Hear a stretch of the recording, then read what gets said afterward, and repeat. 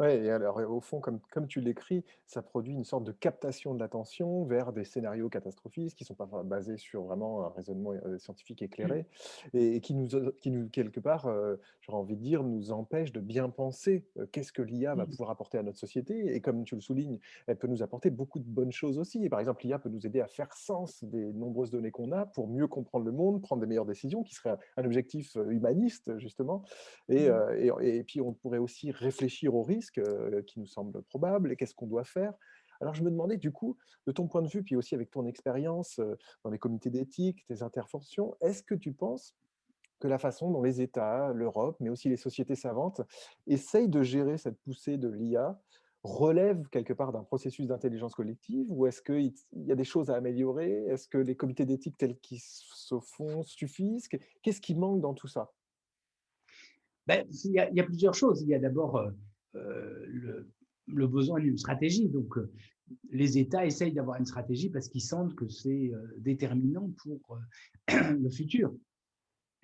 Je suis pas sûr que l'Europe ou que la France y parviennent, parce que souvent, l'intelligence artificielle, ça s'est mis en place à partir de petites structures, et puis ensuite, avec la capacité de mettre en place de très grandes compagnies. Or, en Europe, on a du mal, et on a d'autant plus de mal que, comme le monde européen est ouvert sur l'extérieur, dès que des petites sociétés commencent à prendre une certaine importance, elles peuvent être rachetées par ces grosses sociétés. Et on comprend bien sûr que les gens qui développent des startups, ils gagnent de l'argent au moment où ils sont rachetés. Et donc, ils ne vont pas s'y opposer. Enfin, c'est difficile. Et l'Europe n'encourage pas vraiment la création de très grands groupes, hein, et même elle les décourage, hein, de multiples façons. Donc ça, c'est un problème de stratégie industrielle, hein, qui est énorme. D'autant plus que, comme enfin, les financements européens, hein, sont donnés avec un mécanisme d'évaluation des projets, avec une très grande ouverture en plus, on n'est pas du tout... D'abord, bon, les grands groupes internationaux ont accès à toutes les informations européennes, puisque c'est totalement ouvert, hein. Ils ont un pouvoir de lobbying extrêmement fort, hein. Si on regarde quoi que ce soit à la Commission européenne ou au Parlement européen, ils sont en permanence présents. Donc, on est dans une situation extrêmement difficile pour avoir une stratégie industrielle vraiment autonome. Alors après, quand on lit maintenant les travaux sur les comités d'éthique ou sur les inquiétudes, alors enfin, on l'a vu par exemple avec le livre blanc sur l'intelligence artificielle qui a été fait au plan européen. Hein, c'est très très étonnant parce que on nous dit que c'est important, on nous dit qu'on va mettre de l'argent, mais on met 10 fois moins que les États-Unis, hein, et 50 fois moins que la Chine. Donc, c'est pas sérieux. C'est pas... Et surtout, on ne nous explique pas ce qui est extraordinaire, c'est-à-dire tout ce que tu évoquais tout à l'heure, c'est-à-dire toutes ces perspectives qu'on peut ouvrir avec l'intelligence artificielle, tout ce qui pourrait motiver les Européens, tout ce qui fait qu'il y a un futur.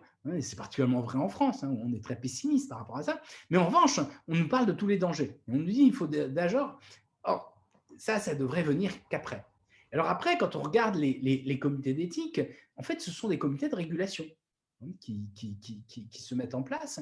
Et donc, ce n'est pas vraiment des comités de réflexion sur l'éthique, c'est-à-dire que ce n'est pas une, un enjeu d'ordre philosophique, hein, c'est un enjeu d'ordre juridique. Donc, on a fait ça avec le RGPD, qui a ses qualités, mais qui a ses défauts aussi, hein, quand on le regarde dans le détail, enfin, il pose plein de problèmes. Et puis sur d'autres choses, effectivement, hein,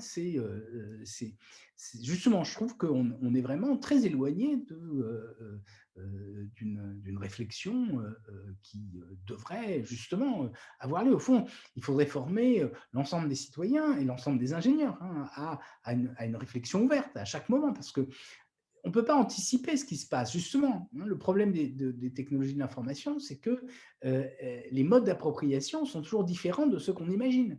C'est-à-dire, qui aurait anticipé qu'avec des réseaux de copains, ce que sont les réseaux sociaux, Mmh. hein, on arrive tout d'un coup à transformer la politique dans le monde, hein, et à créer à la fois des empires financiers immenses, mais surtout une transformation complète de la politique. Donc ça, ce sont des choses qu'on a découvert petit à petit, hein. Et donc, bien sûr, on ne peut pas demander dès le départ de savoir ce qui va être bénéfique ou ce qui va être néfaste, hein. Et donc, alors, quand on regarde là, les résultats les rapports qui ont été rédigés par les différents comités d'éthique, hein, ils partent de grands principes qui sont d'abord tous un peu discutables, hein, et qui, de toute façon, ne s'appliquent pas vraiment. Alors souvent, en plus, ce sont des gens qui sont inspirés de la bioéthique. Or, à mon sens, les questions d'éthique du numérique ne se posent pas du tout dans les mêmes termes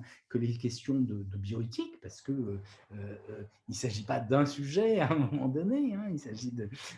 Est-ce que, par exemple, hein, les questions hein, en bioéthique, hein, on ne doit pas, et on le sait depuis Hippocrate, hein, on ne doit pas nuire, hein, on doit donner quelque chose qui doit faire du bien. Bon, alors est-ce qu'on peut transposer ça et dire, alors c'est ce qu'ils ont essayé de faire, hein, ils disent que ça doit être bénéfique et pas maléfique. Oui, d'accord, mais comment est-ce qu'on sait si les réseaux sociaux c'est bon et c'est pas mauvais?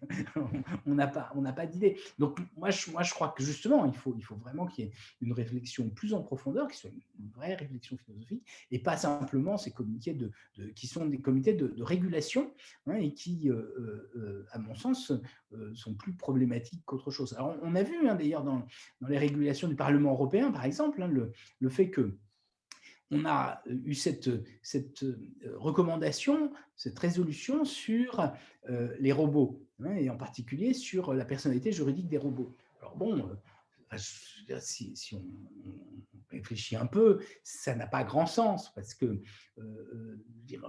ça veut dire qu'on va avoir un fonds d'assurance, hein. On a dit c'est une fiction juridique comme la fiction d'une personnalité morale des sociétés, mais dans le cas d'une société, la société a naturellement de l'argent. Dans le cas des robots, ce n'est pas le cas.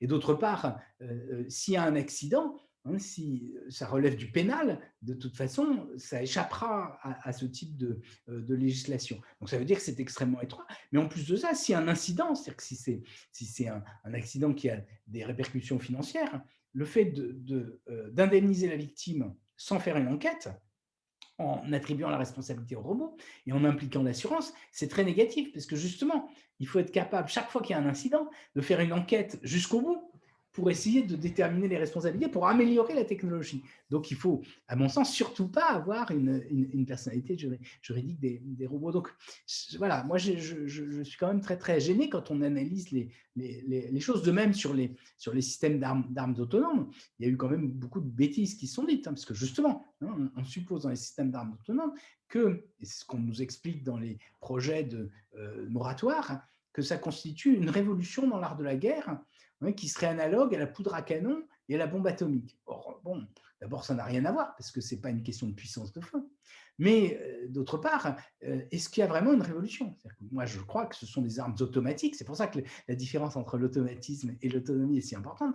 Et donc, que c'est une continuation de ce qui s'est toujours fait. C'est-à-dire qu'entre une mine et une arme autonome, il n'y a pas de différence fondamentale, si ce n'est que la mine, normalement, elle est immobile, encore qu'il y a des mines mobiles, hein, et donc on n'en sait rien. Donc, je pense que ce n'est pas de cet ordre-là, hein. Et alors, ça a conduit quand même, il faut savoir, le Parlement européen, en février 2019, je crois, à demander une résolution qui demande à la Commission européenne de ne pas financer les industriels qui fabriqueraient des systèmes d'armes avec de l'intelligence artificielle.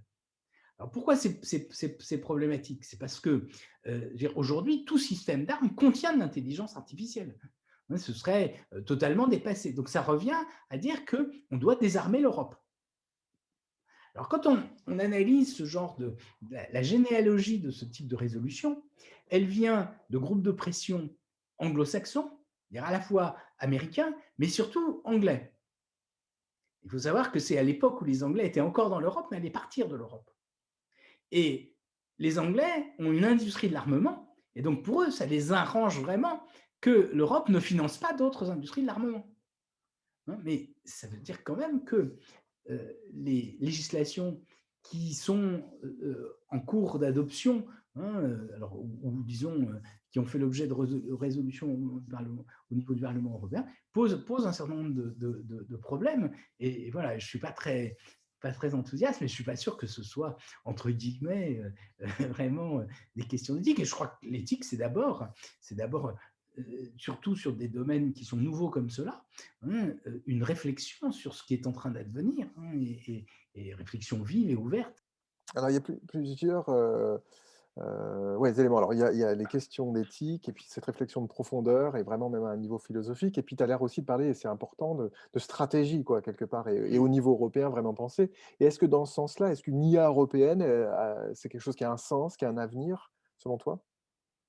Ah ben, ça devrait avoir un sens. En tout cas, je crois que on a, dans le domaine du numérique, besoin de travailler à une échelle qui est plus grande que celle des États-nations tels qu'ils existent aujourd'hui, en tout cas des États-nations européens. Mmh. Ce qui fait la puissance des États-Unis, c'est qu'ils ont un énorme marché intérieur, avec en plus tout le marché européen. Et il me semble que justement, si on veut être capable de mettre en place des très grandes sociétés, il faut qu'on puisse avoir ce marché parce que les données, justement, elles sont proportionnelles à la taille. Donc, plus il y a d'échanges, plus il y a de données. Donc, plus à ce moment-là, on peut développer les techniques d'intelligence artificielle. Donc, je crois que c'est absolument essentiel de pouvoir avoir des stratégies européennes. Le problème, c'est que jusqu'à présent, peut-être parce qu'il n'y avait pas de conscience suffisante, hein, de ce genre de choses, peut-être aussi parce que l'Europe se trouve en situation de faiblesse, puisqu'elle veut être ouverte au monde entier, et donc comme je le disais tout à l'heure, elle est ouverte à tous les acteurs de l'Internet qui font leur propre lobbying et qui s'abordent un certain nombre d'initiatives strictement européennes. Qui plus est, hein, ils peuvent émarger souvent, hein, à travers leurs différentes filiales, à des programmes européens. Donc on se retrouve dans une situation où l'Europe est ponctionnée par ces différents acteurs. Je pense qu'un jour, il y aura certainement une conscience, hein, de ces enjeux-là, et à ce moment-là, les choses se transformeront. Mais aujourd'hui, effectivement, on se retrouve dans une situation très, très difficile de ce point de vue-là.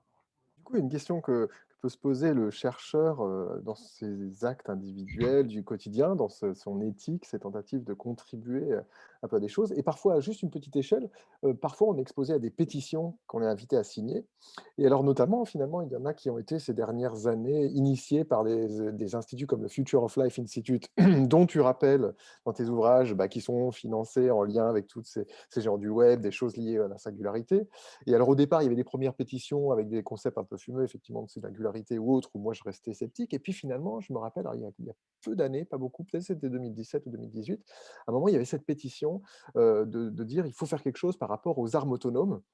Et donc, je me suis retrouvé face à cette pétition, à me dire: «Mince, c'est l'appel de gens dont je ne sais pas trop, enfin, est-ce que je dois me méfier de qui appelle à signer ça?» Et au fond, le contenu lui-même me paraissait important, qu'on prenne conscience de ça, qu'il y ait un débat qui soit ouvert. Et donc finalement, par exemple, cette pétition-là, moi je l'ai signée, il y a un certain nombre de collègues qui l'ont signée. Et alors avec tout ce que tu racontes au fond, il y avait peut-être des intentions derrière ou autre, qu'est-ce qu'on Ouais. doit faire quelque part, tu vois? Ah oui, c'est très difficile. Alors, justement, sur les armes autonomes, moi, au moment où je l'ai vue, j'ai quand même pris la peine de la regarder en détail. Et là, je me suis rendu compte que une analyse vraiment approfondie des termes, hein, montrait que c'était absurde. Hein. C'est-à-dire on nous, enfin, quand je parle, hein, justement, on nous explique, hein, que c'est une troisième révolution art de la guerre, etc. Hein, et puis on nous donne des exemples pathétiques avec ces quadrocoptères, hein, et il y a eu ensuite même des films qui ont été faits, hein, pour nous marquer. Hein. Alors c'est vrai que quand on regarde ça au premier abord, on est un peu effrayé et on a tendance à signer. Et c'est justement, hein, parce que moi j'ai fait une analyse plus approfondie, puis après, j'en ai discuté avec des gens qui étaient un peu des spécialistes de ce genre de choses. Puis j'ai été invité à parler avec des militaires, j'en ai parlé avec eux.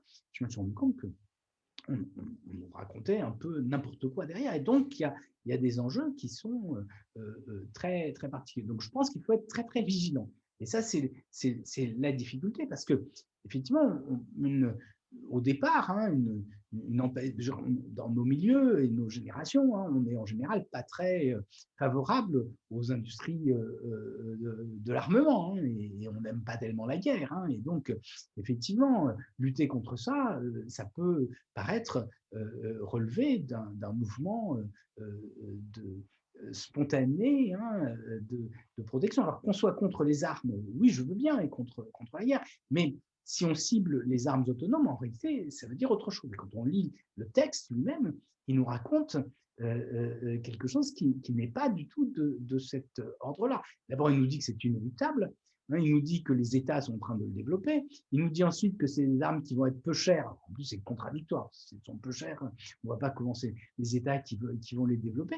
Et puis, ça ignore aussi qu'aujourd'hui, contrairement à ce qui se produisait dans les années 50, c'est plus les militaires qui financent les industries de l'armement, mais c'est beaucoup plus compliqué que ça, parce que c'est l'industrie grand public, et en particulier sur ces dispositifs, c'est plutôt le jeu vidéo qui va financer des dispositifs qui ensuite pourront être réutilisés, entre autres par les militaires. Et donc, on est dans un cas de figure qui est totalement différent de celui qui existait auparavant. Et donc, c'est l'absence d'analyse de ce type de choses qui me semble très problématique. Donc, je crois qu'il faut être très vigilant. Moi, j'avais justement écrit il y a quelques années un article sur ce genre de choses.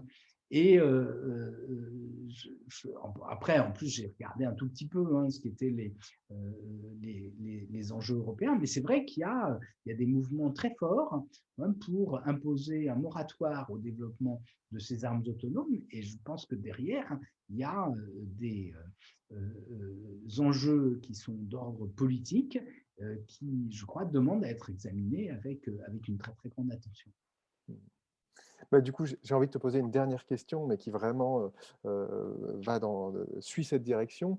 Au fond, l'objectif d'une IA éthique, bienfaisante, pour qu'on pourrait développer au niveau européen et pousser dans ce sens, ça semble en même temps, tel que tu le décris, en tension avec les réalités géostratégiques, avec peut-être les ambitions, par exemple, du gouvernement américain, des ambitions de grandes entreprises comme les géants du web, les ambitions de la Chine.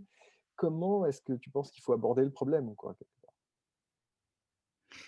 Moi, je crois qu'il faut d'abord qu'il y ait une éducation de l'ensemble de la population. Et ce sera plus parce qu'il y a une demande très forte et un refus d'un certain nombre d'applications qu'à ce moment-là, on aura des applications positives. Prenons un exemple, la reconnaissance faciale et la reconnaissance de posture.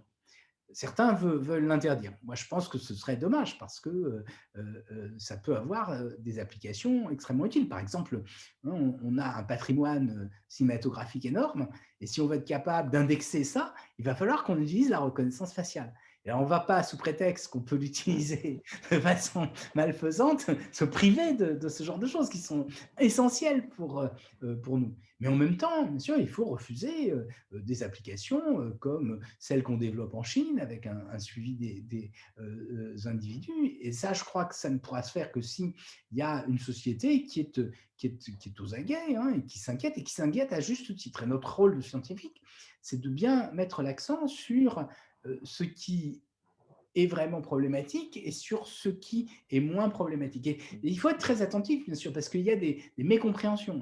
Au moment de la Covid, par exemple, sur les systèmes de traçage, il y a eu des inquiétudes qui, lorsqu'on les analyse dans le détail, n'étaient absolument pas justifiées parce qu'il y avait une très grande attention, entre autres avec des gens de l'INRIA, à la protection des données personnelles. Alors après, on nous dit, ah bah oui, mais tout est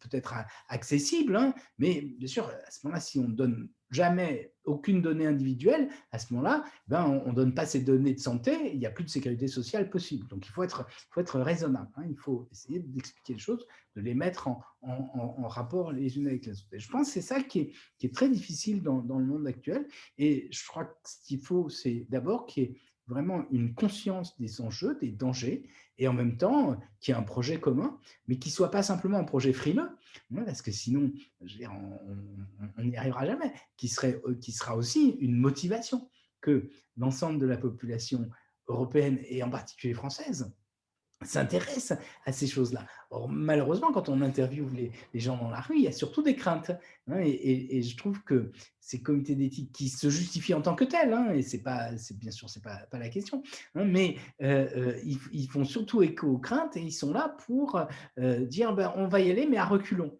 Non, il ne faut pas y aller à reculons, il faut y aller de façon enthousiaste et en même temps être capable de mettre en place des garde-fous contre un certain nombre d'utilisations qui serait extrêmement dommageable, hein. J'ai mentionné tout à l'heure, hein, la notion de crédit social que je trouve terrifiante, hein, mais il y a plein d'autres applications, bien sûr, qui pourraient être problématiques pour notre liberté. Moi, ce qui m'embête, quand même, pour le résumer en un mot, c'est que ces comités d'éthique qui se réunissent, hein, depuis 4-5 ans, hein, et dictent tout un tas de chartes et de choses comme ça, mais ce que dit Elon Musk sur dans sa société Neuralink, sur le fait qu'on va connecter, hein, tous les cerveaux. Du point de vue éthique, il n'y a rien de pire. Ça veut dire qu'il va nous mettre ce qu'il veut dans la tête. Et ça veut dire qu'en plus, on va être tous réunis ensemble. Donc, si on prenait ça au sérieux, ce serait la pire dictature qu'on puisse imaginer. Et ce qui m'étonne, c'est que, autant que je sache, ces comités d'éthique ne sont jamais opposés. On aurait dû interdire à Elon Musk de proposer de tels projets. De même, Zuckerberg dit qu'il veut développer des interfaces cerveau-ordinateur. Ça peut jouer un rôle formidable, les interfaces cerveau-ordinateur, pour plein de choses, pour la rééducation des gens, etc. Mais lui, il veut faire ça pour communiquer entre le réseau social et les individus, pour percevoir les désirs avant. Ça, c'est la pire des choses du point de vue éthique. Parce que justement, la morale, c'est d'abord qu'il y a une distance par rapport à son désir, qu'on est capable de réfréner son désir. Et là encore, je n'ai pas vu d'opposition à ce genre de projet. Voilà. Et donc ça, je trouve que c'est ça qu'il faut arriver à dénoncer, et il faut que l'ensemble de la population se dise, voilà, qu'est-ce qu'on veut faire et qu'est-ce qu'on ne veut pas faire. Bah, vraiment, écoute, un grand merci parce que tous ces éléments sont vraiment éclairants. Et bon, ben, on va essayer, nous, au niveau de notre projet technologie émergente et sagesse collective, vraiment d'intégrer tout ça et de faire des propositions aussi. Mais en tout cas, au plaisir de rediscuter de tout ça Mais au avec toi. plaisir. Mais tu vois, par exemple, moi, je pense que sur les questions de technologie, neurotechnologie cognitive, donc je voulais qu'on fasse un avis avec le comité d'éthique de l'INSERM. Je ne sais pas si on aura le temps de le faire, etc. Mais tu vois, ce sont vraiment des questions qu'il faut se Oui, poser. oui. Ouais, mais tu vois, par exemple, il y a plein de gens hyper sympas qui font des petites boîtes, hein, de systèmes de neurotechnologie, mais je crois qu'il faut, même quand je veux dire, c'est pas des gens qui ont des intentions machiavéliques, mais il faut se demander quels sont les effets que ça peut avoir, etc. Tu vois, avec tu vois, la neurostimulation cognitive, tous ces trucs-là. Hein, ça, je pense, sur chaque cas de figure, il faut qu'on regarde les choses, qu'on soit capable d'alerter, mais en même temps de faire en sorte de rassurer aussi pour certaines choses. Moi, j'ai vu, par exemple, tu vois, la loi sur la sécurité globale. Bon, moi, j'ai été interviewé, je ne voulais pas trop le dire parce que c'était pas évident, c'était une émission à la radio, en plus, quand on ne voit pas les gens, tu vois, c'était au moment de la Covid, donc c'était à l'aveugle, je ne voyais même pas l'intervieweur, etc. Enfin, mais tous les gens ont cristallisé sur l'article 24. Or, moi, il y a peut-être plusieurs rédactions. La rédaction que j'ai eue de l'article 24, c'est qu'on te dit, il y a deux sous-articles, je ne sais pas si tu l'as lu. Un premier sous-article où on te dit qu'on n'a pas le droit de transmettre, de publier, sur les réseaux sociaux des photos qui permettent de reconnaître des gens dans la force de l'ordre. Mais dans le deuxième sous-article, on te dit, mais vous, alors bien sûr, les gens ont interprété ça comme vous n'avez pas le droit de prendre des photos des forces de l'ordre. Alors, ce n'est pas du tout ça qui est dit, puisque le deuxième sous-article te dit, mais vous pouvez très bien, si ça se justifie, envoyer des photos qui permettent de reconnaître les gens à la justice. Donc, qu'est-ce que ça veut dire? Ça veut dire qu'on ne veut pas que les gens se fassent justice eux-mêmes. C'est-à-dire qu'on ne veut pas qu'il y ait ce qui s'est produit avec l'histoire de… Professeur Paty. Ouais, de Samuel Paty, tu vois, c'est là qu'est le problème. Hein, et donc, effectivement, on ne peut pas donner en pâture, hein, ou inciter à la haine. Hein, et ça, il faut l'expliquer. Mais après, si effectivement il y a une mauvaise compréhension, pourtant, il suffit de lire l'article. En tout cas, je dis, hein, je ne suis pas certain que la première rédaction ait été aussi limpide que celle-là. Mais moi, celle que j'ai eue, elle était très, très limpide. Et je pense que ça, c'est vraiment notre rôle d'essayer d'expliquer. Alors, c'est difficile parce qu'on est dans un monde justement lié aux technologies où toutes sortes d'informations circulent et où on ne veut pas lire. Enfin, c'est malheureusement, hein, c'est ça. C'est un problème de communication. C'est-à-dire que, au fond, tu vois, dans la communication, tu as l'émetteur, tu as le récepteur et tu as le canal. Le canal fait que le récepteur, en fait, ne trouve dans l'information émise que ce qui l'intéresse. C'est que c'est un peu. Oui, Ça, ça c'est. mmh. Et c'est un exercice très délicat, je trouve, pour le chercheur, parce que aussi des fois, de justement avoir l'air de dire: «Mais attention, là, il y a quand même cet aspect positif, ou il y a ça qu'il faut nuancer». On peut aussi, si on n'a pas bien expliqué les choses, être très vite mis dans le même sac. Bon, bah, alors lui, il justifie le système, et que ça fasse même l'effet inverse, qu'au contraire, il y ait pas du tout d'écoute, enfin, dans Et la tu vois, c'est ce que dépolarisation je à ce disais, moment-là. tu vois, sur la reconnaissance faciale. Quand même, enfin, moi, j'ai pris ça comme exemple, tu vois, mais c'est vrai que c'est quand même extrêmement intéressant de faire l'indexation des vidéos. On ne va pas se priver. Enfin, c'est quand même, tu vois, ça paraît. Et je suis sûr qu'il y a plein d'autres applications. Il y a des applications d'authentification aussi. Mais bon, l'authentification, on peut dire, c'est un peu sécuritaire. Mais là, c'est absolument pas sécuritaire. C'est d'un Mmh. ordre propre et c'est quelque chose qu'il faut, de ce point de vue-là, développer.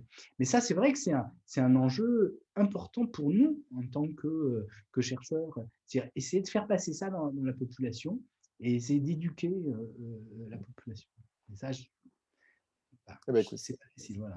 c'est une belle conclusion. Donc, je trouve que, bah, écoute, avec plaisir, pour rediscuter de tout ça, Un et puis plaisir, ouais, pour quand nous, rediscuter on de tout va ça. développer un petit peu nos idées, donc de toute Ouais, façon, bien quand on va sûr, essayer ouais. de formaliser, et Ah ouais. vraiment un grand merci pour ton temps, et puis, bah, Eh ben, je te dis à bientôt alors. à très bientôt. Au Au revoir. revoir.